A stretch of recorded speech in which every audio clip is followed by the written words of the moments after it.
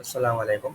आज हम लोग गवर्नर हाउस की 7th क्लास यानी कि 20 अप्रैल को जो काम हुआ तो उसका हम लोग रिवीजन करेंगे और ये टॉपिक्स हम लोग कवर करेंगे जो कि आज हम लोग को पढ़ाए गए थे। तो उसमें सबसे पहले वेरिएबल स्कोप है, होस्टिंग है, ऑब्जेक्ट्स है, मॉड्यूल्स और इंक्वायरर। तो ये 5 टॉपिक्स हैं जो कि आज हम लोग पढ़ेंगे और इनको हम इम्प्लीमेंट करेंगे, साथ-साथ इम्प्लीमेंटेशन भी करेंगे इनकी। ठीक है? तो हम लोग स्टार्ट करते हैं वेरिएबल स्कोप से। तो सबसे पहले तो वेरिएबल होते क्या हैं? तो मैं अपनी फ़ाइल खोल लेता हूँ, अपना फ़ोल्डर खोल लेता हूँ जहाँ पे मुझे अपनी कोडिंग करनी है। क्लास 7 के नाम से मैंने एक फ़ोल्डर बनाया हुआ है और मैं इसमें वीएस कोड खोल लेता हूँ। वही राइट क्लिक करके या फिर हम लोग यहाँ पे सीएमडी लिख के, सीएमडी ओपन करके और कोड स्पेस डॉट लिख के हम लोग विजुअल स्टूडियो कोड खोल लेंगे और ये इसी फ़ोल्डर के अंदर यहाँ से फ़ोल्डर चेक कर लेना चाहिए कि उसी फ़ोल्डर के अंदर खुला है वीएस कोड या फिर हम ओवरऑल जो हमारा जो ग्लोबल है उसमें खुल गया। तो ये क्लास 7 यहाँ पे जिस जिस भी फ़ोल्डर के अंदर मैं होऊँगा, जैसे कि मैं अभी यहाँ पे हूँ क्लास 7 के अंदर, तो क्लास 7 के फ़ोल्डर के अंदर मैं अगर हूँ, तो वीएस कोड के अंदर भी क्लास 7 का फ़ोल्डर आना चाहिए। ठीक है? तो ये कन्फर्म कर लेना है हमें। तो अच्छा, अब हम एक फ़ाइल बना लेते हैं जल्दी से मेन डॉट टीएस के नाम से। मेन बना लें या इंडेक्स, जो भी नाम हमें रखता है। तो मैंने यहाँ पे मेन डॉट टीएस के नाम से फ़ाइल बना ली और अब हम लोग को वेरिएबल्स के बारे में पढ़ना था, वेरिएबल स्कोप। तो सबसे पहले तो स्कोप होता क्या है? स्कोप जो हमारा होता है वो, उसको ऐसे समझ लें कि किसी चीज़ को हम लोग एक्सेस करना है अगर, तो उसकी एक्सेसिबिलिटी कहाँ तक है। यानी कि जैसे कि जैसे मैं रियल लाइफ एग्जांपल दूँ, तो उसमें जैसे गवर्नर हाउस है, तो वहाँ पे हम लोग का जो एक्सेस है, यानी हम लोग का जो स्कोप है वो मार्की तक है। सही है? हम लोग वहाँ पे आते हैं, क्लास लेने चले आते हैं। वहाँ पे हम स्टाफ रूम तक हम लोग एक्सेस नहीं है हमारा, स्टाफ रूम तक हमारा स्कोप नहीं है। ठीक है? तो हम लोग का जो स्कोप है वो सिर्फ मार्की तक है। ठीक है? ये रियल लाइफ एग्जांपल थी इसकी। तो वेरिएबल्स जो होते हैं हमारे, उनका भी एक स्कोप होता है कि उसको कौन एक्सेस कर सकता है, वो कौन सी चीज़ उसको एक्सेस कर सकती है, कौन सी चीज़ उसमें का स्कोप उसमें है। ठीक है? तो जैसे कि अगर मैं एग्जांपल लूँ कि हम एक वेरिएबल बना लेंगे सबसे पहले। लेट के नाम से मैंने एक वेरिएबल बना लिया। लेट फॉर एग्जांपल मैसेज के नाम से मैंने बना लिया। ठीक है? और यहाँ पे टाइप देना चाहता हूँ, टाइप दे दें, स्ट्रिंग मैंने टाइप दे दी। ठीक है? और मैं यहाँ पे लिख देता हूँ हेलो, आई एम जाहिर। ठीक है?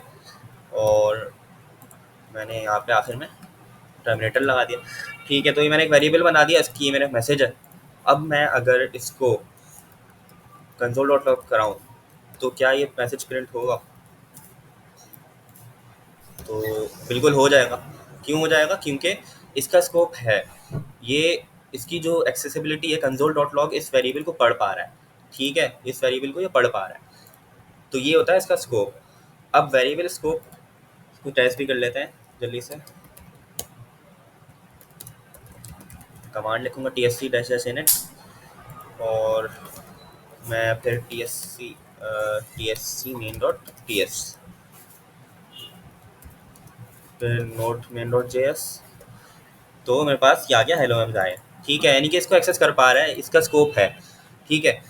तो अब हम लोग आ जाते हैं स्लाइड्स में और यहाँ पे देख लेते हैं। तो हमारे पास दो टाइप के स्कोप्स होते हैं, दो टाइप के वेरिएबल्स कह लें या स्कोप कह लें, ग्लोबल वेरिएबल और लोकल वेरिएबल। तो अब ये क्या होते हैं, अभी हम उनको देखते हैं। मैं आपको अभी सिंपल ये थोड़ी सी कॉम्प्लेक्स हो जाएगी। मैं सिंपल यहाँ पे इम्प्लीमेंट करके दिखाता हूँ, ग्लोबल और लोकल। ठीक है? तो ये तो स्कोप हमने समझ लिया कि स्कोप का मतलब ये है कि वेरिएबल एक्सेसिबल है या नहीं। एक्सेसिबल का मतलब सिंपल यही है कि उस वेरिएबल की पहुंच कहाँ तक है। ठीक है? वो वेरिएबल कौन कौन एक्सेस कर सकता है। तो अभी मैं इसको कमेंट करता हूँ और अब मैं पहले ग्लोबल वेरिएबल बताता हूँ। तो अभी जो हमने ये काम किया था एक्चुअली ये ग्लोबल वेरिएबल ही है। ठीक है? मैसेज का जो वेरिएबल है हमारा बना हुआ, मैं टाइप हटा देता हूँ अभी के लिए।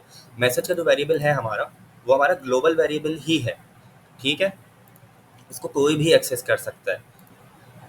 मैं अगर इस मैसेज के वेरिएबल को यहाँ पे आगे कॉन्कैट कॉन्कैटिनेशन कराने चाहूँ, यानी कि इस तरीके से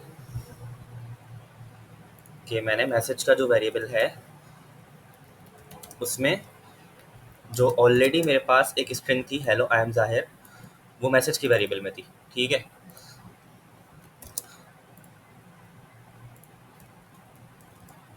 जो ऑलरेडी मेरे पास एक स्ट्रिंग थी वो मैसेज के वेरिएबल में थी, उसको मैंने क्या कर दिया, कॉन्कैट कर दिया, यानी कि मैसेज को मैंने किसके साथ मिला दिया, हाउ आर यू।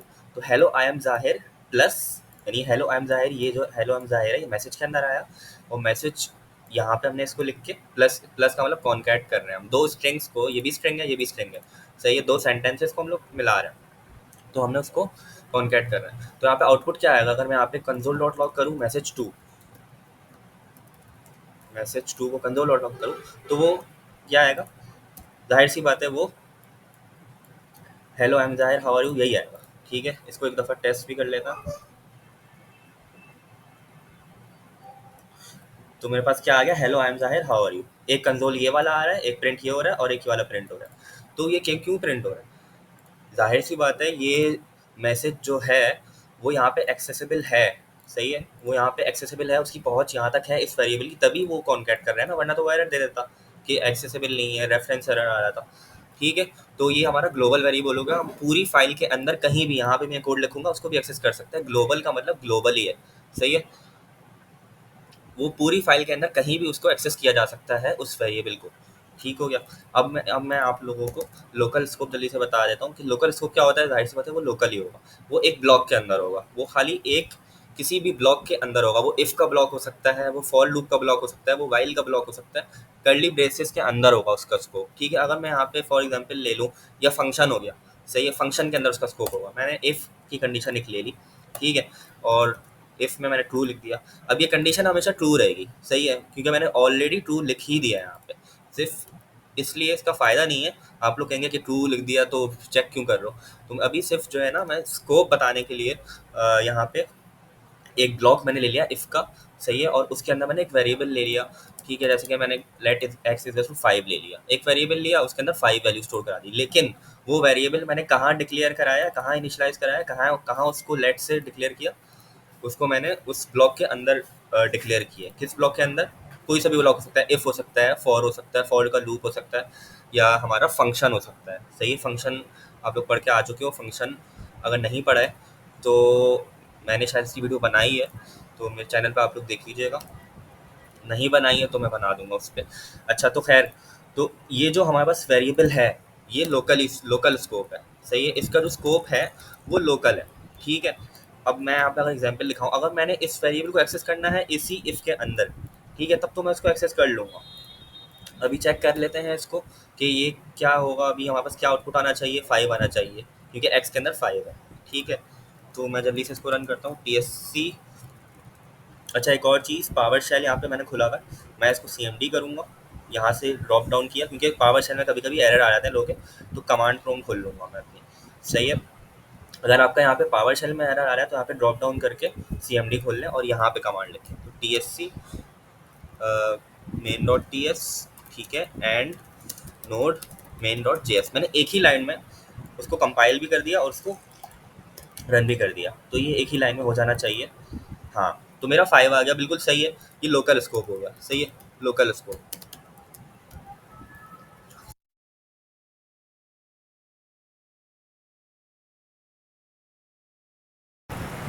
ठीक है। अच्छा, अब मैं अगर इसी वेरिएबल को बाहर, ब्लॉक के बाहर एक्सेस करने की कोशिश करूँ, क्या होगा, क्या होगा, can not find name x, ये बोल रहा है कि इसको एक्स का वेरिएबल मिल ही नहीं रहा है, क्यों नहीं मिल रहा, क्योंकि ये जो वेरिएबल है ये सिर्फ लाइन नंबर 15 और 16 में एक्सेसिबल है, इवन अगर मैं यहाँ पे लाइन नंबर 17 में भी लिख दूँ ना इसको कर्ली ब्रेसेस के बाहर, तब भी वो एरर देगा, ठीक है। क्यों, क्योंकि वो उसका जो स्कोप है ना वो सिर्फ इस ब्लॉक की हद तक है, इसके बाहर वो जानता ही नहीं है, इसके बाहर की दुनिया को वो जानता ही नहीं है, तो एक्स यहाँ पे इसको पता ही नहीं है कि एक्स है क्या, कंसोल डॉट लॉग कह रहा है मुझे तो पता ही नहीं है एक्स क्या है, क्यों नहीं पता, क्योंकि वो इस ब्लॉक के अंदर देख नहीं पा रहा है, सही है। ये जो एक्स है वो सिर्फ डिक्लेयर और इनिशियलाइज हुआ है इस ब्लॉक के लिए, इस उसके इस अ, इस स्पेस के लिए, ठीक है, इन दो लाइनों के लिए, ठीक है, तो ये लोकल स्कोप हो गया, इसका स्कोप लोकल है, इसको हम लोग ना यहाँ पे यूज़ कर सकते हैं। अगर मैं यहाँ पे लिखूंगा तो यहाँ पे भी वो एरर ही देगा। यहाँ पे तो खैर सवाल ही पैदा नहीं होता, हमने लेट हम लोग बाद में वेरिएबल को इनिशियलाइज कर रहे हैं। लेकिन अगर मैं इसको यहाँ पे करूँगा तो यहाँ पे भी एरर देगा, यहाँ पे भी एरर देगा। सही है, हर जगह एरर देगा।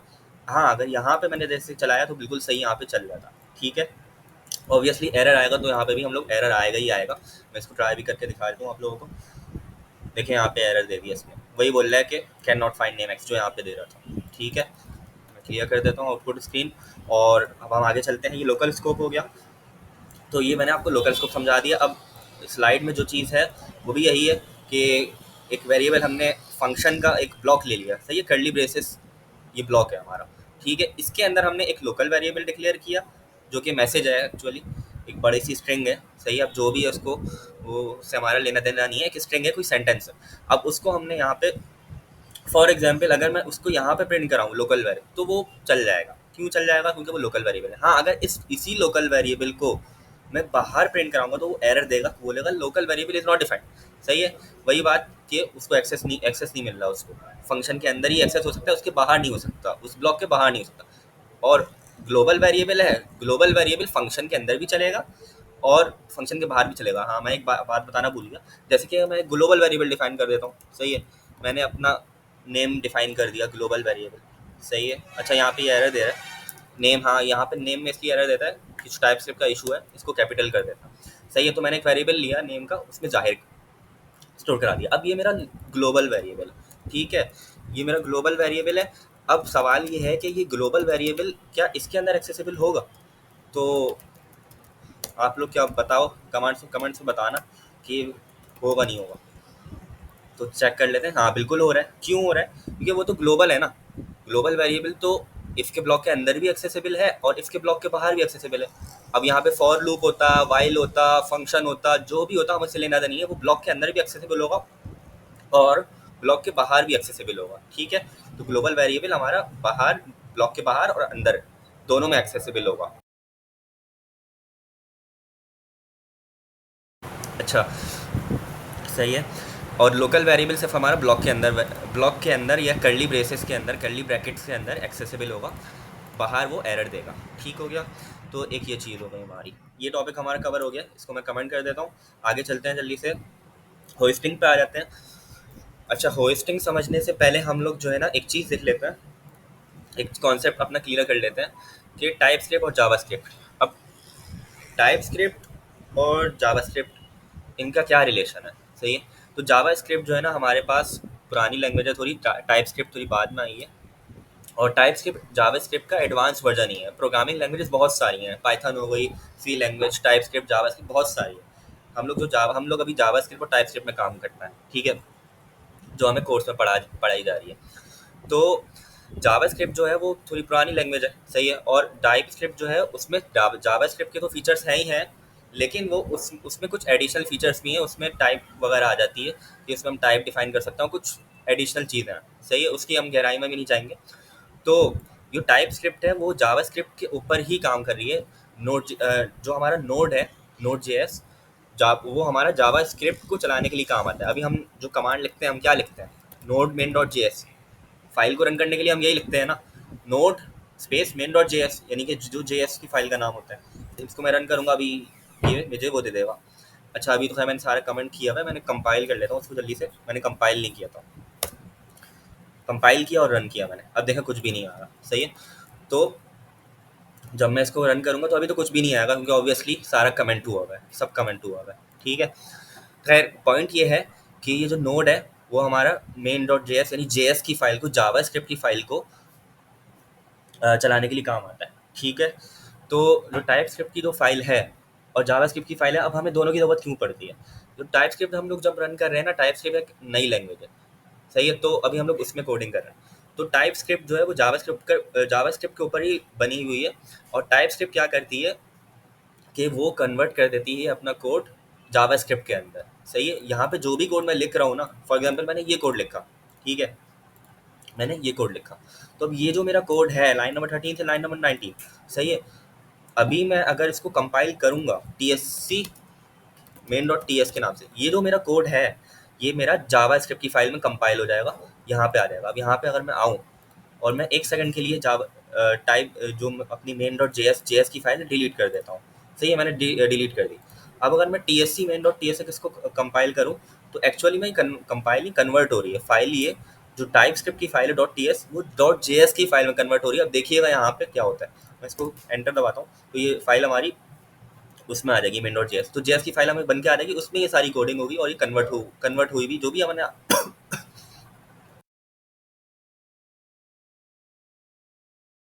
सॉरी, तो जो भी हमने यहाँ पे कोडिंग की है वो जावास्क्रिप्ट की फाइल के अंदर आ गई। ठीक है, तो हमारे पास जावास्क्रिप्ट में कन्वर्ट हो गई और फिर हम लोग इस जावास्क्रिप्ट की फाइल को रन करेंगे, हमारा आउटपुट आ जाएगा। सही है, अब जो भी आउटपुट आ रहा है वो हमारा गर्ज नहीं है उससे। ठीक है, हमारा आउटपुट आ जाएगा। तो ये पॉइंट ये था समझाने का कि टाइप स्क्रिप्ट से जावास्क्रिप्ट में कन्वर्जन होता है, फिर हम उस फाइल को नोड के थ्रू हम लोग रन कर देते हैं। ठीक हो गया। तो अब होस्टिंग क्या होती है, अब हम होस्टिंग पे आ जाते हैं। तो होस्टिंग का कॉन्सेप्ट जो है वो टाइप स्क्रिप्ट में हम लोग यूज़ नहीं करते। और होस्टिंग एक ऑटोमेटिक कॉन्सेप्ट है जो कि ऑटोमेटिकली हो रहा होता है। ठीक है, तो अभी मैं क्या करता हूँ, मैं अपनी टाइप स्क्रिप्ट की फाइल बंद कर देता हूँ। जावास्क्रिप्ट के अंदर हमारे पास होस्टिंग हो रही होती है। ठीक है, अगर हम स्लाइड्स में आए तो स्लाइड्स में तो कुछ खास नहीं दिया हुआ होस्टिंग का, इन लोगों ने सिर्फ लिंक दे दी है। सही है, ये लिंक दे दी है और ये लिंक मैंने यहाँ पे खोला हुआ भी है।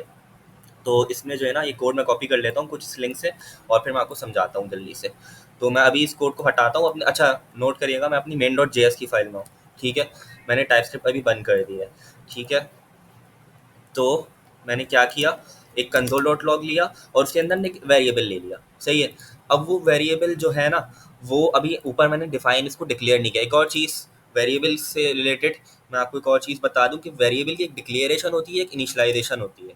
सही है, एक वेरिएबल की डिक्लेरेशन होती है और एक वेरिएबल की इनिशियलाइजेशन होती है। अब ये क्या होता है जल्दी से बता देता हूँ। लाइन नंबर 5 के अंदर हम लोग वेरिएबल को डिक्लेयर कर रहे हैं और लाइन नंबर 6 के अंदर हम लोग वेरिएबल को इनिशियलाइज कर रहे हैं। सही है, वेरिएबल डिक्लेयर करने का मतलब ये है कि वार से या लेट से या जो भी है, सही है, उसको हम वेरिएबल का कोई भी नाम दिया और उसकी जो वेरिएबल किस टाइप का है, लेट है, वार है, कॉन्स्ट है, उसकी सिर्फ टाइप लिख दी और वेरिएबल का नाम दे दिया। बस हमने टर्मिनेटर लगा दिया, ये हमारा वेरिएबल डिक्लेयर हो गया। और लाइन नंबर 6 के अंदर हम लोग वेरिएबल को इनिशियलाइज करें। इनिशियलाइज का मतलब एक्चुअली ये होता है कि उस वेरिएबल को कोई रियल वैल्यू असाइन कर रहे हैं। सही है, अभी यहाँ पे हमने कोई वैल्यू असाइन नहीं की, लाइन नंबर 6 में हम उसको असाइन कर रहे हैं, उसको इनिशियलाइज कर रहे हैं, उसके अंदर हम वैल्यू रख रहे हैं। ये इसी तरीके से हो गया कि हमारे पास एक जग है। सही है, अब वो जग खाली है। सही है, उस जग के अंदर कुछ भी नहीं है। सही है, तो वो जग हमारा डिक्लेयर हो गया, यानी कि वो जग एग्जिस्ट करता है, वो दुनिया में मौजूद है। सही है, वो डिक्लेयर हुआ है, लेकिन उसके अंदर कोई वैल्यू नहीं है, उसके अंदर कुछ भी नहीं है। ठीक है, जब हमने उसके अंदर पानी डाल दिया तो अब हमने 10, फॉर एग्जाम्पल हमने 10 ग्राम पानी डाला, तो उसके अंदर जब हमने पानी डाला तो वो इनिशियलाइज हो गया। सही है, अब उसके अंदर पानी भी आ गया, तो वो डिक्लेयर पहले हुआ, डिक्लेयर यानी कि उसमें अनडिफाइंड, उसमें कुछ है नहीं। सही है, और उसको फिर इनिशियलाइज किया बाद में तो उसके अंदर वैल्यू भी आ गई। ठीक है, अब हम यही काम डिक्लेयर और इनिशियलाइजेशन का हम एक ही लाइन में भी कर सकते हैं। तो मैं एक ही लाइन में करके दिखा देता हूँ। यहाँ पे हम पहले डिक्लेयर कर रहे हैं और फिर यहाँ पे इनिशियलाइज भी कर रहे हैं, एक ही लाइन में हमने दोनों काम कर दिए। तो ये हो गया डिक्लेयर और इनिशियलाइज का कॉन्सेप्ट। अब आगे चलते हैं होस्टिंग पे वापस। तो हाँ,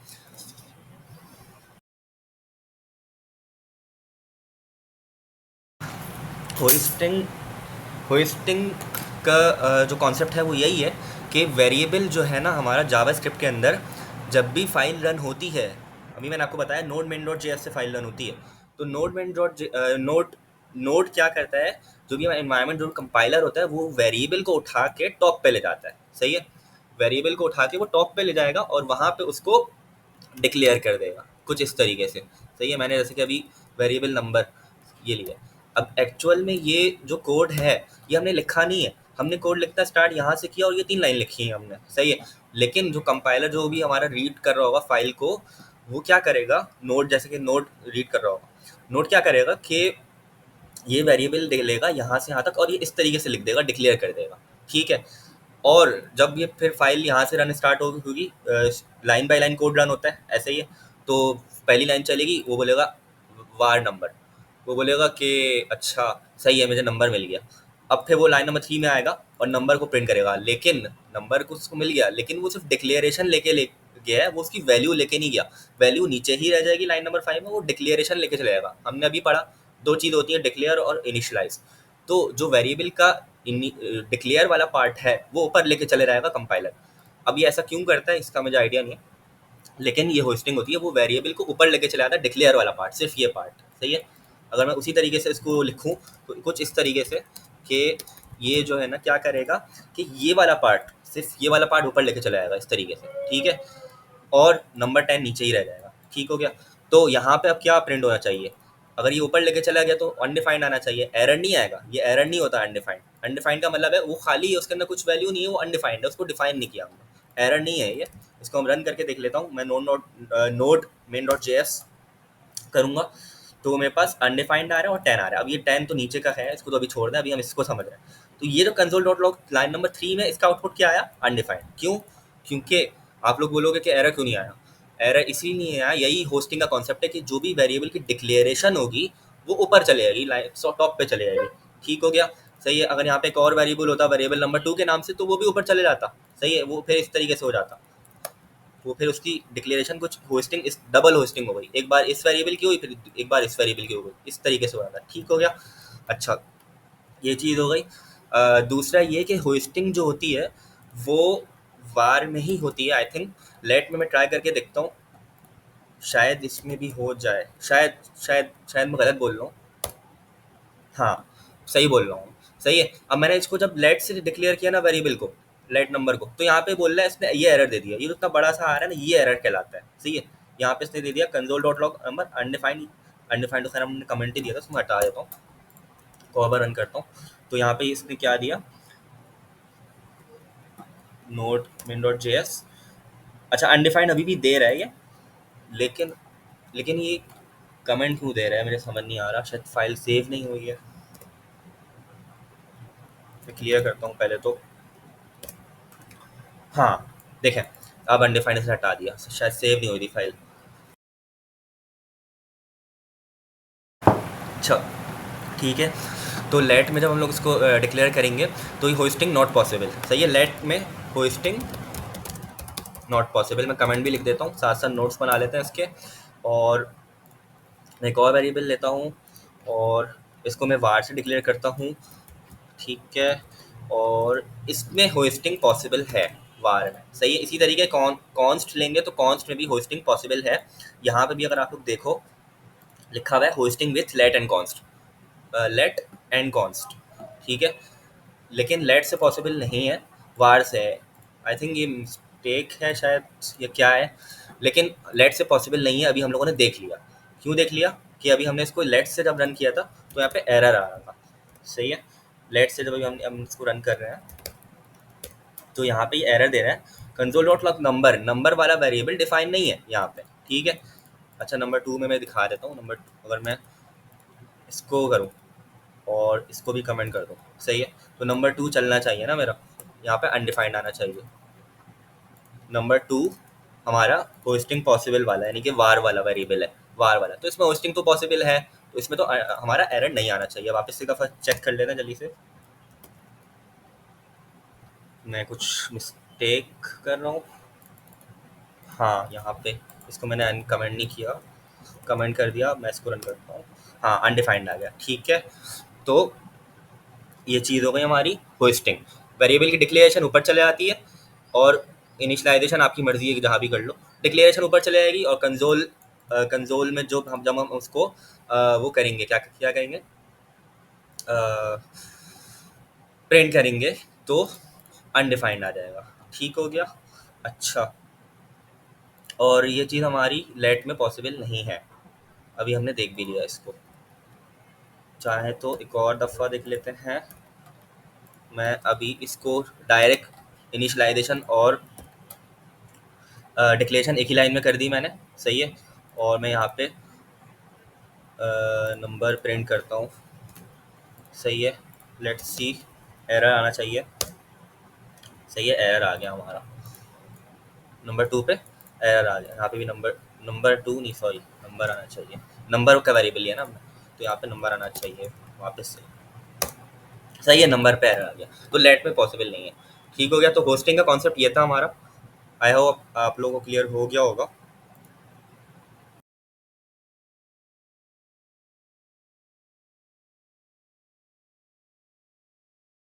जैसे ऑब्जेक्ट्स पे, ठीक है, ऑब्जेक्ट्स हमारे पास बहुत इजी है। कुछ इसमें इतना मुश्किल नहीं है। मैं मेन डॉट टी एस अपना वापस से खोल लेता हूँ और जितना भी कोड हमने किया है मैं उसको कमेंट कर देता हूँ। ठीक हो गया। तो हम क्या करेंगे, ऑब्जेक्ट, अच्छा ऑब्जेक्ट बनाने की ज़रूरत क्यों पड़ी पहले तो ये देख लेते हैं। हमारे पास फॉर एग्जांपल एक कार है, सही है। कार का नेम, कार का नेम है, सही है। मैं कार का नेम ले लेता हूँ, करोला। ठीक है, सही है। स्पेलिंग्स को अभी इग्नोर करते हैं और मैं इसका मॉडल, मॉडल नहीं, मैं इसका ब्रांड ले लेता हूँ या कंपनी ले लेता हूँ। ठीक है, और यहाँ पे मैं लिख देता हूँ टोयोटा। ठीक है, और अब मैं क्या करता हूँ, इसका मॉडल नंबर ले लेता हूँ। ठीक है, तो आप लोग देख रहे हैं कि हर इसकी एक एक इन्फॉर्मेशन, एक एक पीस ऑफ इन्फॉर्मेशन जो है वो कार से रिलेटेड है, लेकिन उसके लिए हम लोग अलग वेरिएबल बना रहे हैं। सही है। तो हमें बहुत ज़्यादा काम करना पड़ा है और एक प्रॉपर तरीके से कोड नहीं हो पा रहा है। हम अलग अलग वेरिएबल्स बना रहे हैं, बहुत सारे वेरिएबल्स की हमें ज़रूरत पड़ेगी। ऐसा ही है। अब यहाँ पे इसका इंजन नंबर होगा, चेसिस नंबर होगा, उसका उसमें कितने डोर्स हैं, सही है, और उसका रजिस्ट्रेशन नंबर, ये सब चीज़ें आ जाएंगी। बहुत सारी प्रॉपर्टीज़ हो जाएंगी, बहुत सारी चीज़ें हो जाएंगी कार से रिलेटेड। बहुत सारे वेरिएबल्स हमें बनाने पड़ेंगे। तो ऑब्जेक्ट्स यहाँ पे काम आते हैं हमें कि जब हमारे पास कुछ नंबर ऑफ, एक ही चीज़ के कुछ नंबर ऑफ प्रॉपर्टीज़ हो, कुछ नंबर ऑफ उसकी कैरेक्टरिस्टिक्स हो, उसकी खसूसियत हो, तो हम लोग ऑब्जेक्ट्स यूज़ करते हैं। सही है। ऑब्जेक्ट क्या करता है, उन सब चीज़ों को ग्रुप कर देता है। सही है, एक ग्रुपिंग की फॉर्म में ले आता है और उसको वो ग्रुप कर देता है चीज़ों को, प्रॉपर्टीज़ को। सही है, यानी कि कार्ड से रिलेटेड जितनी भी चीज़ें होंगी वो एक उसमें आ जाएंगी। ठीक है, और जैसे कि मैं अगर यहाँ पे एग्जांपल ले लूँ, मॉडल नंबर, सही है, यही थी हमारी प्रॉपर्टी। तो ये हमारा एक ऑब्जेक्ट बन गया। ठीक है, यही चीज़ हमने ऐसे कर ली। कैसे किया, क्या किया, लेट का वर्ड यूज़ किया। सही है, कौन भी यूज़ कर सकते हैं, वो हमारे ऊपर है। वार भी यूज़ कर सकते हैं। ठीक है, कार, ऑब्जेक्ट का नाम क्या है, ऑब्जेक्ट नेम कार हो गया। सही है, कर्ली ब्रैकेट्स आए। सही है, फिर जो भी हमारे वेरिएबल के नाम थे यहाँ पे वो हमने लिख दिए। नेम क्या है, अच्छा कॉलन आता है यहाँ पे, इज इक्वल टू नहीं आता, करोला। सही है, ब्रांड टोयोटा, मॉडल नंबर 2000। तो कार से रिलेटेड जितने भी हमारे पास प्रॉपर्टीज़ हैं वो हमने कार के ऑब्जेक्ट के अंदर डिफाइन कर दी, उसको इनिशलाइज कर दिए उन प्रॉपर्टीज़ को। ठीक हो गया। अब मैं एक और, अब फॉर एग्जांपल मैंने एक और कार लेनी है। सही है, तो मैं क्या करूँगा, मैं इसको कार 1 कर देता हूँ। मैंने कुछ भी नहीं करना, मैंने इसको सिर्फ कॉपी पेस्ट करना है और कार 2 कर दिया। सही है, मैं हज़ारों कार्स बना सकता हूँ। अब यहाँ पे क्या करते हैं, हम पहले एक कार का बनाते हैं, फिर हम क्या करते हैं, car name 2, company 2, model number 2। तो बहुत सारे वेरिएबल्स हो जाते हैं और आपस में मिक्स हो जाते हैं। अब मल्टीपल कार्स होती तो मल्टीपल, पहले एक कार के जितनी भी प्रॉपर्टीज है उन सब के वेरिएबल बनाओ, फिर दूसरी कार के जितनी भी प्रॉपर्टीज है उन सब के वेरिएबल बनाओ। बहुत घिचपिच हो जाती, मिक्स हो जाता सब कुछ। ठीक है, सब कुछ मिक्स हो जाता। तो ये हमारे पास ऑब्जेक्ट्स यहाँ पे काम आते हैं जब हमारे पास मल्टीपल कार्ड्स हैं या कुछ हैं और उनकी मल्टीपल प्रॉपर्टीज़ हैं। एक कार के अंदर मल्टीपल प्रॉपर्टीज़ हैं और कार्ड्स भी मल्टीपल हैं। तो multiple cards with multiple properties. सही है, तो हम लोग मल्टीपल ऑब्जेक्ट्स बना के उसके अंदर प्रॉपर्टीज़ डिफाइन कर देंगे। ठीक हो गया। अब बात आती है इसको प्रिंट करना है, इसको एक्सेस करना है। इसको एक्सेस कैसे कर सकते हैं, तो बहुत ईजी है, कुछ भी नहीं करना। मैं कार 1 का पहले आप लोगों को दिखाता हूँ। कंसोल डॉट लॉग करके जल्दी से कार 1। सही है, कंसोल डॉट लॉग के अंदर मैंने कार 1 लिख दिया डायरेक्ट। ठीक है, मैं इसको जल्दी से रन कर लेता हूँ। T S C main dot T S and node main dot J S, ये शॉर्ट फॉर्म है, इसकी शॉर्ट कमांड है कन्वर्ट करने की और रन करने की। तो डायरेक्ट मैंने कार वन का ऑब्जेक्ट को मैंने प्रिंट किया था, तो डायरेक्ट ये पूरा ही ऑब्जेक्ट इसने उठा के दे दिया, कुछ चेंज ही नहीं मारा इसने। Name Corolla, brand Toyota, model number 2000। सही है, पूरा से मैंने दे दिया। अब बात आती है कि स्पेसिफिक, अगर मुझे सिर्फ नेम चाहिए कार का, तो मैं क्या करूँगा, कार 1 का ऑब्जेक्ट लिखूंगा, आगे डॉट लगाऊंगा, नेम कर दूंगा, कार 1 लिखा। सही है, जो भी ऑब्जेक्ट का नाम है और प्रॉपर्टी का नाम, कार 1 डॉट प्रॉपर्टी नेम। सही है, object name dot property name. Syntax इसका कुछ ऐसा है, ऑब्जेक्ट नेम, ऑब्जेक्ट का नाम डॉट प्रॉपर्टी नेम। सही है, तो ऑब्जेक्ट का नाम क्या था, कार 1 डॉट। सही है, प्रॉपर्टी नेम क्या था, अब मुझे नेम प्रिंट, करोला प्रिंट कराना था, तो मैंने नेम लिख दिया।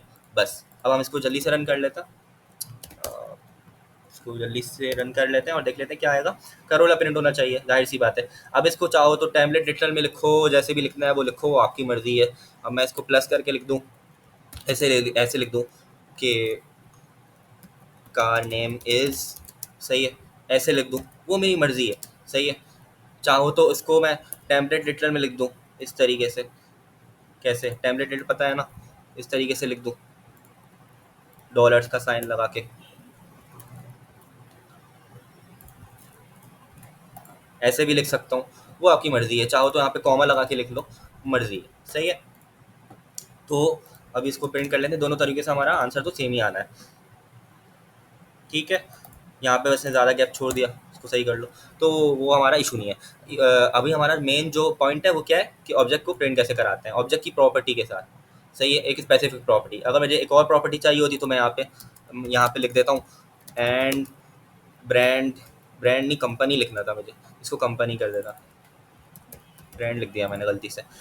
कंपनी क्या है, कंपनी इज़, सही है। ऑब्वियसली हमारे पास क्या आएगा, कार का कार 1, कार 1 यानी ऑब्जेक्ट का नाम और कंपनी आ जाएगी, सही है। अच्छा, जब आप यहाँ पे डॉट लगाओगे ना, यहाँ पे तीनों चीज़ें दे देगा, यहीं से सेलेक्ट कर लो, कार 1 लिखा, डॉट लगाया, यहीं से इससे तीनों प्रॉपर्टीज रीड करके बता दी कि ये 3 प्रॉपर्टी अवेलेबल है, इनमें से कोई एक सेलेक्ट कर लो जल्दी से, सही है। इसने बोला कोई एक सेलेक्ट कर लो, तो हम क्या सेलेक्ट करेंगे, कंपनी, सही है। जल्दी से इसको रन कर लेता और हमारे पास क्या आ गया, ये नहीं, ये car name is Corolla, company is Toyota, ठीक हो गया। अच्छा, तो ये हो गया ऑब्जेक्ट। इसी तरीके से हम सेम टू सेम कार 2 के लिए, कार 2 के लिए क्या करेंगे, कुछ चेंज नहीं होगा, सिर्फ कार 2 आ जाएगा, सही है, ऐसा ही होगा, car2.name, car2.company, car2.name, बस ये हो जाएगा, कुछ भी चेंज नहीं होगा। तो ये हो गया हमारा ऑब्जेक्ट्स का टॉपिक। आगे चलते हैं, टाइम थोड़ा सा ज़्यादा हो रहा है क्योंकि चीज़ें थोड़ी सी ज़्यादा है। मॉड्यूल्स क्या होते हैं, तो मॉड्यूल्स हमारे पास ये होते हैं कि कोई भी पीस ऑफ कोड होता है जिसको हम लोग जो है ना, अब नोट जेएस जो है ना बहुत पुरानी लैंग्वेज है, नोट जेएस कह रहा हूँ, सॉरी, टाइप स्क्रिप्ट जावा स्क्रिप्ट को आए भी काफ़ी टाइम हो गया है और काफ़ी डेवलपर्स इस पर काम कर चुके हैं। तो जो भी डेवलपर अपना काम करता है और उसको लगता है कि ये दुनिया के लिए फ़ायदेमंद होगा, वो अपना कोड जो है ना एक वेबसाइट npm js पे अपलोड कर देता है और उस कोड को लोग अपने काम में लाते हैं, सही है। फॉर एग्जाम्पल मेरे कैलकुलेटर चाहिए, अब मैं कैलकुलेटर चाहता हूँ मैं बनाऊँ नहीं, मुझे पता है बना हुआ है, बहुत टाइम हो गया, ऑब्वियसली बना हुआ होगा, ये कोड लोगों ने बनाए हुए होंगे, बहुत लोगों ने, बहुत प्रोग्रामर से पहले से क्रिएट किया हुआ होगा। मैं चाहता हूँ डायरेक्ट कैलकुलेटर को इंपोर्ट करूँ अपने पास, इसको डाउनलोड करूँ और डायरेक्ट यूज़ कर लूँ वो पैकेज या वो मॉड्यूल, ठीक है। तो मॉड्यूल क्या होते हैं कि ऑलरेडी बिल्ट इन पैकेजेस होते हैं, बिल्ट इन कह रहा हूँ, डाउनलोडेबल होते हैं, वो उनको हम डाउनलोड करते हैं और यूज़ कर लेते हैं, ठीक है, हमारा काम आसान हो जाता है। वो कुछ पीस ऑफ कोड होता है जो कि कहीं और रखा होता है, किसी वेबसाइट पे रखा होगा, वहाँ से आप उसको डाउनलोड करते हो और अपने पीसी में डाउनलोड करने के बाद यहाँ पे एक फाइल बन जाती है नोट मॉड्यूल्स के नाम से। अभी आपको दिखा देता हूँ जल्दी से करके। तो ये मॉड्यूल्स होते हैं जैसे कि circle dot J S, rectangle dot J S, square dot J S, मैंने एग्जाम्पल सर्च की थी, स्टैक ओवरफ्लो पे ऐसे ही आ गया। तो ये एक साइट है जहाँ पे आप सोल्यूशन देख सकते हो कि प्रॉब्लम हो। तो जैसे सर्कल डॉट जेएस इसका मॉड्यूल है, रेक्टेंगल, इसमें सर्कल से रिलेटेड जो भी कोड होगा वो होगा, इसमें रेक्टेंगल से रिलेटेड कोड होगा, इसमें स्क्वायर से रिलेटेड कोड होगा। अब वो क्या कोड है वो हमसे हमारे ऊपर डिपेंडिंग, उसमें हमारा इंटरेस्ट नहीं है। बस इंटरेस्ट हमारा भी ये है कि मॉड्यूल होता क्या है, जैसे एक रिलेटेड फंक्शंस होंगे उस मॉड्यूल के अंदर उस कोड के हिसाब से, यानी कि सर्कल के अंदर सर्कल के फंक्शंस होंगे। सर्कल एक मॉड्यूल है जिसके अंदर सर्कल के फंक्शंस होंगे, रेक्टेंगल एक मॉड्यूल है उसके अंदर रेक्टेंगल के फंक्शंस होंगे, स्क्वायर के अंदर स्क्वायर के फंक्शंस होंगे, सही है। तो ये 3 मॉड्यूल्स की एग्जांपल थी, इसको क्लोज कर देता है, ठीक है, और आगे चलते हैं।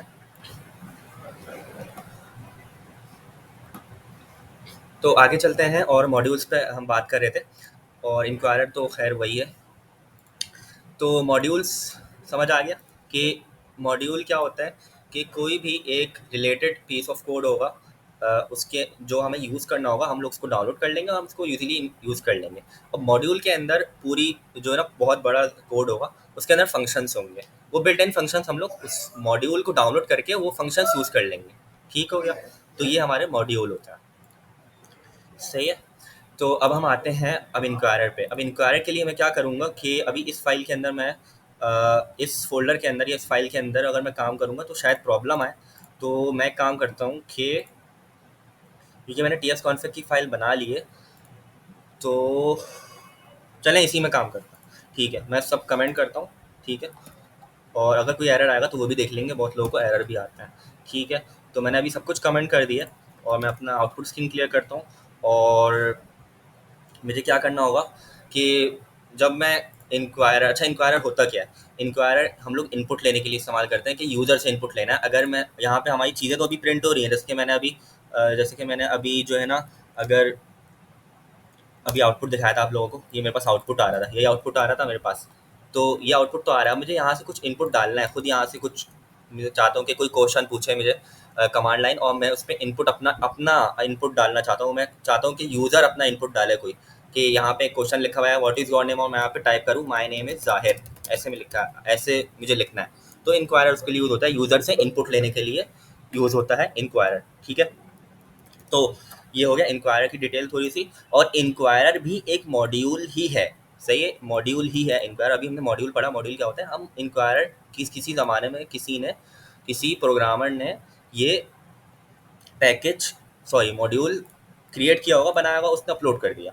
ठीक है, अब हम लोग आज की दुनिया में, आज के ज़माने में इस इंक्वायरर के मॉड्यूल को पहले डाउनलोड करते हैं, इंस्टॉल करते हैं अपने अपने पास, और फिर उसको इंपोर्ट कर लेते हैं और उसको यूज़ कर रहे होते हैं हम लोग। ठीक है, तो अभी हम लोग यही करते हैं कि सबसे पहले हम लोग को उसको डाउनलोड करना पड़ेगा। अब बात यह है कि उसको डाउनलोड करने से पहले हमें एक और चीज़ करनी होती है। हमारे पास जो भी मॉड्यूल होते हैं ना, सही है, वो मॉड्यूल्स जो हमारे पास होते हैं उसकी इन्फॉर्मेशन, जैसे कि अगर मैं आपको एग्जांपल दूं कि एक बुक है हमारे पास, उसके अंदर जितने भी चैप्टर्स हैं, चैप्टर 1, चैप्टर 2, चैप्टर 3, चैप्टर 4, समझे, उसके अंदर 10 चैप्टर हैं। उन 10 चैप्टर की इन्फॉर्मेशन के पहला चैप्टर कौन सा है, दूसरा क्या नाम क्या, तीसरे का क्या है, उसकी इन्फॉर्मेशन कहाँ होगी? इंडेक्स पेज पे होगी, एक पेज होगा बुक के शुरू में, उसमें होगी, ऐसा ही है। तो इसी तरीके से आप ये समझ लें कि हमारे पास अगर हमने मल्टीपल मॉड्यूल्स को डाउनलोड करेंगे, मल्टीपल मॉड्यूल्स को अगर हमने डाउनलोड किया, इंस्टॉल किया किसी उस वेबसाइट से, npm.js से, तो फिर उसका इंडेक्स पेज भी तो होना चाहिए, उसको एक ऐसी फाइल भी तो होनी चाहिए जहाँ पे हमारे पास सारी इन्फॉर्मेशन हो कि कौन कौन से मॉड्यूल हमने डाउनलोड कर लिए हैं, ताकि अगली बार कोई बंदा अगर हमारा रोड कोड पढ़े तो उसको भी समझ आ जाएगा कि हमने, अच्छा ये मॉड्यूल्स इसमें यूज़ हो रहा है, ऐसा ही है। तो हमें एक फ़ाइल बनानी पड़ती है जिसके अंदर हमारे पास सारे मॉड्यूल्स की इन्फॉर्मेशन होती है कि हमने अपने प्रोजेक्ट के अंदर कौन कौन सा मॉड्यूल यूज़ किए हैं, सही है, कौन कौन से पैकेजेस यूज़ किए हैं, पैकेज भी बोल सकते हैं हम लोग, सही है। तो हम लोग क्या करेंगे, उस फाइल को बनाने का तरीका ये है कि हमने टाइपस्क्रिप्ट इनिशियलाइज तो कर ली थी, अब हम npm init yes करेंगे। इससे ये होगा कि हमारी पैकेज डॉट जेसन की फाइल बन जाएगी। और वो फाइल का काम क्या होता है, मैंने अभी आप लोग को बताया कि उसके अंदर हमें जितने भी मॉड्यूल्स जो हम इंस्टॉल करेंगे, चाहे वो इंक्वायरर हो गया, चाहे वो चौक हो गया, कोई सा भी मॉड्यूल हो गया, ब्ला ब्ला ब्ला, जो भी हज़ारों मॉड्यूल्स होते हैं, हम बहुत सारे कर सकते हैं, वो सारे के सारे मॉड्यूल्स इस फाइल के अंदर यहाँ पे उसकी एक लिस्ट बनती जाएगी। और उसमें ये होगा कि क्या होगा उसमें, कि एक डिटेल होगी कि कौन कौन से मॉड्यूल हमने इंस्टॉल कर चुके हैं और अपने प्रोजेक्ट में यूज़ कर रहे हैं। ठीक हो गया, तो हमने अपनी फाइल बना ली है पैकेज डॉट जेसन, कुछ नहीं छेड़ने की ज़रूरत है, यहाँ पे सिर्फ हमें इतना करना है, इसको हमें सिर्फ इतना करना है कि, अच्छा एक और चीज़, जब भी हम लोग प्रोजेक्ट के अंदर ना कोई भी मॉड्यूल यूज़ करें ना, तो हमें टी एस कॉन्फ़िग की फाइल के अंदर जाना है। सबसे पहला काम क्या करना है, ES2022 कर देना है इसको, ES कैपिटल में 2022, लाइन नंबर 28 पे इसको नोड नेक्स्ट करना है। ठीक है, इसको मैं यहाँ से दोनों अपने अनकमेंट करूँगा, लाइन नंबर 30 को, और इसको भी नोड नेक्स्ट कर दूँगा। ठीक है, जल्दी से मैंने इसको नोड नेक्स्ट कर देना है और यहाँ पे ये एरर ख़त्म हो जाएगा। ठीक है, तो जब भी हम लोग कोई भी मॉड्यूल बाहर से यूज़ करना चाहते हैं तो हमें ये काम करना पड़ेगा। क्या करना पड़ेगा, ES22 कर दिया, TS कॉन्फ़िग की फाइल में जाके नोड नेक्स्ट कर दिया, नोड नेक्स्ट कर दिया। ठीक है, इसको यहाँ से कंट्रोल एस, अगर ऑटो सेव नहीं है तो ऑटो सेव यहाँ से कर लें, इस पर टिक लगाना आना चाहिए। मेरा हुआ है तो मैं क्लिक नहीं करता हूँ, वरना वो बंद हो जाएगा। आपका नहीं हुआ अगर तो आप इसको क्लिक कर देना, ऑटो सेव हो जाएगा। ठीक है, मैं इसको बंद करता हूँ फाइल को। पैकेज डॉट जेसन के अंदर मुझे सिर्फ क्या करना होगा कि मेन डॉट जे एस के बाद मैंने एंटर दबाना है, एंटर इस कॉमे के बाद दबाना है। ठीक है, तो मैंने एंटर दबाया और यहाँ पे मैंने क्या लिखा है, टाइप, और टाइप के अंदर मॉड्यूल, ये कर देना है मैंने, टाइप मॉड्यूल। ठीक है, सही है, और आखिर में ये कॉमा ज़रूर डाल दीजिएगा वरना एरर आएगा। इसको भी मैंने बंद कर देना है अब यहाँ से। ठीक है, और अब मैं अपना मॉड्यूल इंस्टॉल करने के लिए रेडी हूँ। सही है, मेरे पास पैकेज डॉट जेसन की फाइल है, मैंने पैकेज डॉट जेसन में अपना चेंज कर लिया, टी एस कॉन्फ़िग में 3 चेंजेस कर लिए। अब मैं रेडी हूँ, अब मैं पैकेज इंस्टॉल कर सकता हूँ, मेरे पास कोई एरर नहीं आएगा। पैकेज इंस्टॉल मुझे कौन सा करना था, इंक्वायरर करना था, जो भी आपको पैकेज इंस्टॉल करना हो आपने क्या करना है, सिंपल npm i लिखना है, आई से आई फॉर इंस्टॉल, और npm i लिखने के बाद स्पेस देके उस पैकेज का नाम, सही है, उस पैकेज का नाम लिख देना है। तो मैंने डबल डबल आ गया है, इसको सही कर लेता हूँ इस तरीके से, ठीक है। अब पैकेज का नाम क्या था, इंक्वायरर, मैंने इंक्वायरर लिखा। इंटरनेट आपके पास होना ज़रूरी है वरना एरर देगा, ठीक है। एंटर दबाया तो अब ये इंस्टॉल हो जाएगा थोड़ी देर में। इंटरनेट की स्पीड पे डिपेंड करता है कितनी देर लगेगी।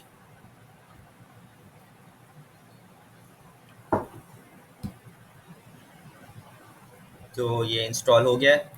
फाउंड ज़ीरो एरर्स या वल्नरेबिलिटीज़, ठीक है।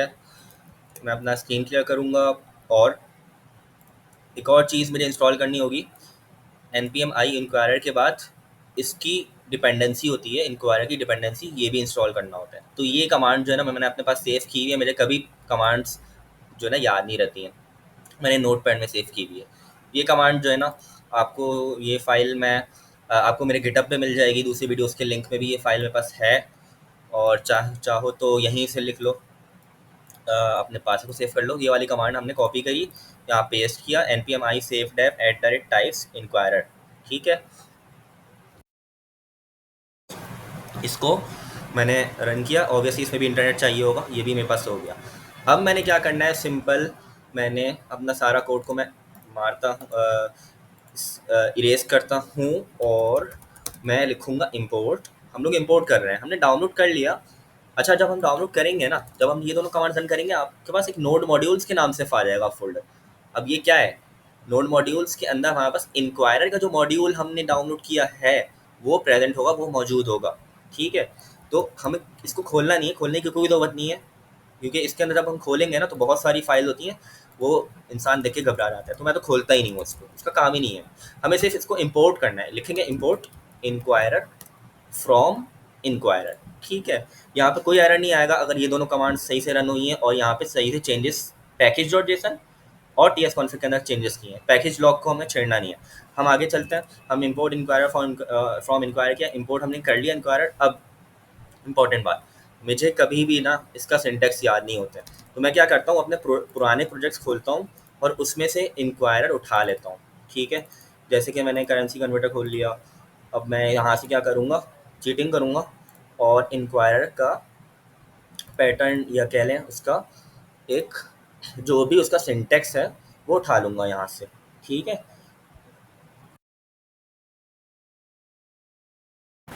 मैंने यहाँ से कॉपी किया, यहाँ से ही इसको उठा लिया, ठीक है। इसको बंद कर दिया, वापस से अपने उस वाले विजुअल स्टूडियो कोड में आया, यहाँ पे पेस्ट किया, सही है। और मुझे अभी फ़िलहाल के लिए एक ही इनपुट चाहिए, एक ही सवाल पूछना है।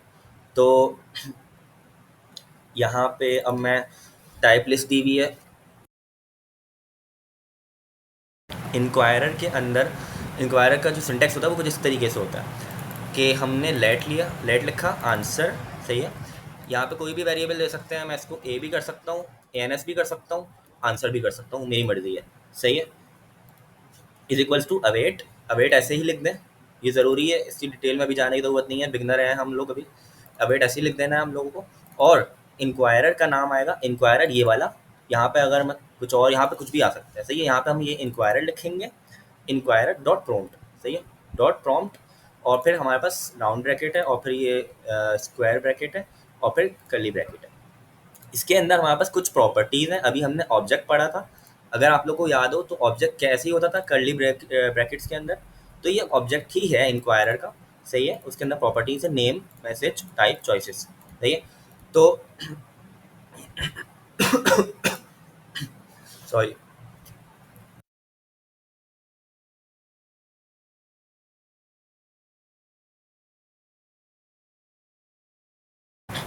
तो हमने क्या करना है, अच्छा अभी मैं इसको सिंप्लीफाई कर देता हूँ थोड़ा सा। मैं इसको अभी टाइप क्या होती थी, मैं टाइप भी भूल गया, नंबर ले लेता हूँ, चलें, या टाइप मैसेज ले लेता हूँ, सही है। और एंटर योर नेम कर देता हूँ, और यहाँ पे मैं नेम, यहाँ पे क्या करूँ, यहाँ पे मैं क्वेश्चन 1 कर देता हूँ, ठीक है। तो अब मैं से ये क्या करेगा कि एंटर योर नेम प्रिंट करेगा, और एंटर योर नेम प्रिंट करने के बाद जो है ना, मुझे अपना नेम इसमें एंटर करना होगा, और फिर मैं इसको कंसोल करा देता हूँ, प्रिंट करा देता हूँ, कंसोल डॉट लॉग। सही है, कंसोल डॉट लॉग, और answer, answer dot Q one. Answer यानी कि जो भी हमारा नेम है, नेम की प्रॉपर्टी है, वो आ जाएगा आंसर डॉट क्यू वन। ठीक है, तो उसको जल्दी से रन कर लेते हैं। टी एस सी, सही है, और होपफुली हमारा रन हो जाना चाहिए। ये एंटर योर नेम प्रिंट करेगा। अच्छा, ये एरर दे रहा है। अब ये जो एरर आ रहा है ना, ये बहुत सारे लोगों के पास आता है, और कभी कभी मैं खुद सॉल्व नहीं कर पाता हूँ। मैं वापस से इसको रन करता हूँ। हाँ, ये एरर इसलिए आया था क्योंकि ये एरर इसलिए आया था कि हमने जब पैकेज डॉट जेसन की फाइल आ गई और हमने जब मॉड्यूल इंस्टॉल कर लिया ना, तो हमें फाइल को टीएससी से रन करना होता है, टीएससी से कंपाइल करना होता है। हमने टीएससी मेन डॉट टीएस पूरा लिख दिया था, इसलिए एरर आया। तो हमने सिर्फ टीएससी लिखना है। सही है, अगर आपने सब कुछ सही किया है और फिर भी ये एरर आ रहा है, आपने जो दोनों कमांड्स हमने रन की थी, सेव डेव वाली, वो भी चलाई हैं, और पैकेज जेसन में भी चेंज किए हैं, इसमें भी चेंज किया है, उसके बाद भी एरर आया, तो आपका यही चीज़ होगा कि आप इसको पूरा फाइल के नाम से सेव रन कर रहे होंगे। हमें सिर्फ टीएससी से कंपाइल करना है, और अब हम इसको रन कर लेते हैं। तो अब हमारे पास होपफुली एंटर योर नेम पूछ लिया, बिल्कुल सही है, मैं जाहिर लिखता हूँ, इसने जाहिर प्रिंट कर दिया।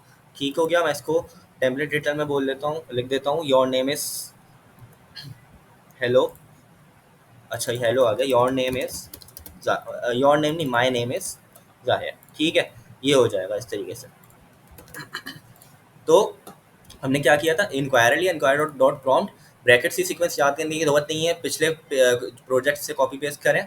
और उसके अंदर हमारे पास 3 प्रॉपर्टीज ज़रूरी होनी चाहिए, नेम, मैसेज, टाइप। सही है, नेम के अंदर हम कुछ भी दे सकते हैं, मैसेज के अंदर जो आपको मैसेज यहाँ पे प्रिंट करना है वो देंगे, यानी कि एंटर योर नेम, और जो एंटर योर नेम करने के बाद जो भी आएगा, जो भी हम इनपुट करेंगे, वो हमारा इनपुट हो जाएगा। सही है, जो भी हम टाइप करेंगे वो हमारा इनपुट हो जाएगा। ठीक है, जैसे कि मैसेज प्रिंट हुआ, मैसेज क्या प्रिंट हुआ, एंटर योर नेम हमने खुद ही दिया था, यहाँ पे मैं कुछ और लिखूंगा तो कुछ और प्रिंट होता। सही है, मैंने अभी एंटर योर नेम लिखा था। सही है, और मैं जब यहाँ पे नाम लिखूंगा अपना, तो ये वाला जो नेम होगा जाहिर, ये आंसर डॉट क्यू वन के अंदर जाएगा। आंसर डॉट क्यू वन नीचे मैं कंसोल से प्रिंट कर रहा हूँ। सही है, तो नीचे आ गया my name is answer dot Q one. Answer dot Q one में क्या था, मैंने जाहिर दिया, ये जाहिर आंसर डॉट क्यू वन में गया था, तो माई नेम इज जाहिर आ गया। सही हो गया।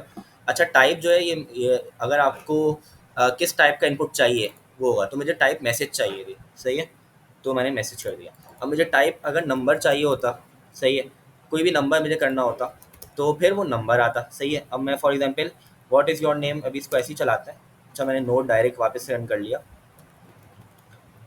वापस से टीएससी कंपाइल करूँगा और फिर मैं इसको रन करूँगा। ठीक है, तो व्हाट इज़ योर नेम, अच्छा नेम बोल तो रहे, लेकिन अभी हमें नंबर डालना होगा वरना ये एरर दे देगा। मैं 3 डालूंगा, तो माई नेम इज़ 3। सही है, ये हम अभी इसको छोड़ दें। आंसर डॉट क्यू वन के अंदर अब 3 जाएगा, क्योंकि मैंने इसमें टाइप नंबर डाला है। एक दफ़ा रन कर लेते हैं, देखते हैं अगर मैं नंबर देता हूँ और अपना नाम देता हूँ तो क्या होता है। लेट्स सी क्या होता है। अच्छा, वीडियो थोड़ी सी लंबी हो गई है, तो मैं बस रैप अप करता हूँ, और मैं यहाँ पे अपना नाम दे के देखता हूँ। तो क्या बोल रहा है, my name is not a number, क्योंकि हमने नंबर नहीं दिया यहाँ पे। वो बोल रहा है कि ये तो नंबर ही नहीं है, तो तुमने सेंटेंस डाल दिया, तो तुमने लेटर डाल दिए। यहाँ पे जब इसने पूछा कि what is your name, enter your name, सही है, तो वो तो बोल रहा है, और हमने टाइप नंबर सेट की थी, वो तो बोल रहा है तुमने सेंटेंस डाल दिया, नंबर चाहिए था मुझे, तो उसने ये शो कर दिया not a number, this is not a number, please try again. सही है, तो अब मैं इसको टाइप वापस से मैसेज कर देता हूँ, तो हमारे पास मैसेज आ जाएगा। इसी तरीके से एक चॉइस भी होता है कि अगर हमारे पास मल्टीपल ऑप्शन हमें रखने हैं ना, जैसे कि हमारे पास चूज कंट्री है, अब कंट्री के अंदर तो हमें मल्टीपल कंट्रीज चूज कर सकते हैं ना, तो उसमें हम लोग क्या करेंगे, टाइप क्या करेंगे, लिस्ट कर देंगे। सही है, टाइप लिस्ट, एक लिस्ट है, कंट्रीज की लिस्ट आएगी। ठीक है, तो हम अब चॉइसेस दे देते हैं, जाहिर सी बात है, क्या चॉइसेस रखनी है आपको, ये भी तो देख यूज़र बताना होगा ना। तो चॉइसेस हम एरे में देंगे। सही है, यहाँ पे दे देते हैं पाकिस्तान, इंडिया, सही है, बांग्लादेश, इस तरीके से हमने 3 कंट्रीज दे दी, सही है। और चॉइसेस दे दी, चॉइसेस का सी कैपिटल नहीं लिखना वरना वो रन नहीं होगा। टाइप का टी कैपिटल नहीं करना, मैसेज का ये सब ऐसे ही, नेम एज इट इज रहेगा, मैसेज ऐसे ही रहेगा, एज इट इज स्मॉल में ही रहेंगे। यहाँ पे आप चूज कंट्री में जो आपको करना चाहो, मैं कैपिटल करना चाहूँ कर सकता हूँ, वो अपनी मर्जी में। लिस्ट का एल छोटा रहेगा, पूरा का पूरा पूरा का जो लिस्ट है स्मॉल केस में रहेगा, मैं इसको ऐसे नहीं लिख सकता, ठीक है। लिस्ट ऐसे ही रहेगा। कंट्रीज में आप जो देना चाहो दे सकते हो, कैपिटल या कैपिटल या स्मॉल, ठीक है। तो मेरा गला ख़राब हो गया, तो सॉरी फॉर डिस्टर्बेंस। यहाँ पे भी आप Q1 चाहो तो कैपिटल Q1 दे सकते हो। ये कुछ चीज़ें हैं जिनका ख्याल करना पड़ेगा। ऑब्वियसली ऊपर Q1 किया तो आंसर डॉट Q1 यहाँ पे भी होगा, लेकिन यहाँ पे ये कुछ एरर दे रहा है। एरर एरर है, ये क्या है, अभी इसको टेस्ट कर लेता। Q1 मैंने दोनों जगह कैपिटल कर दिया, क्वेश्चन 1, सही है। इसको रन करते हैं जल्दी से, TSC।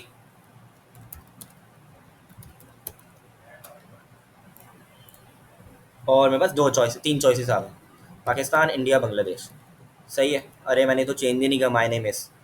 चले मैं पाकिस्तान करता हूँ, तो माय नेम इज़ पाकिस्तान आ गया, सही है। माय नेम इज़, और आंसर डॉट Q1 में क्या गया था, पाकिस्तान सेलेक्ट किया था हमने यहाँ पे, तो आंसर डॉट Q1 के अंदर क्या आएगा, पाकिस्तान आएगा, वही प्रिंट हो गया, ठीक है।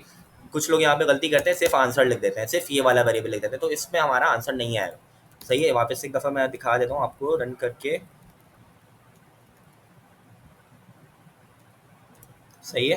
वहाँ बस 3 चॉइसेस आई, मैंने पाकिस्तान सेलेक्ट किया। My name is object, object नहीं आया आंसर, को उसको पता ही नहीं चला। आंसर डॉट Q1 पूरा लिखना होगा हम लोगों को, सही है। आंसर डॉट Q1 पूरा लिखना होगा हम लोगों को, तभी वो आएगा। तो ये आज की हमारी वीडियो थी, जिसमें हम लोगों ने कुछ कॉन्सेप्ट्स पढ़े, और सही है, माय नेम इज़ पाकिस्तान आ गया। तो इंक्वायरर का हमने पढ़ा, और हम लोगों ने मॉड्यूल्स पढ़े, ऑब्जेक्ट्स पढ़े, ग्लोबल लोकल स्कोप पढ़ा, होस्टिंग पढ़ा। वीडियो थोड़ी सी लंबी हो गई है, तो रैप अप करते हैं। और सब्सक्राइब करें प्लीज़, और अगर कोई भी चीज़ समझ नहीं आई हो तो प्लीज़ कमेंट करें, I will guide you. Okay, thank you, Allah हाफिज़।